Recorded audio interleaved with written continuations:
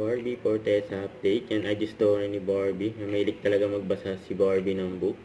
And home is where the bodies are. Sa galing. Saka ito for Oppo. OA. Yan, nag-shoot siya sa kanyang bahay. Yan, lapit ng AI. OA sa swabe. At OA sa tibay. Kaya ready ako for the hustle. Because with my reliable partner, OA ako everyday. The Oppo A6 Pro is now available nationwide. So, saka ito pa. Podcast. OA mo, ha?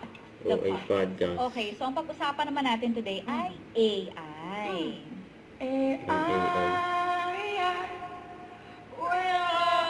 Hindi! Mali ka na naman, mali ka. Bakit na mali? AI, as in artificial intelligence.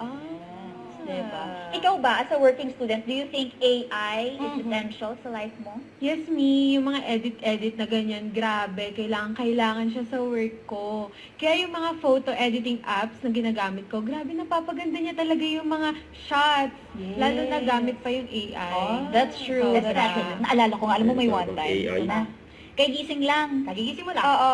Tumatawag yung manager ko. Tumatawag. Magang-maga yung mukha ko. Namamaga. Be, Be. pahingi nga ng updated headshot mo dyan. Sabi ko, talaga po bang kagigising ko lang? Yes. Agad-agad i-send. Mhm. Ganito ang ginawa ko. Ah, noon. kunwari ngayon yan. Nag-live photo ka na sa back camera. Automatic na siya. Tignan mo ha. Gagawin natin.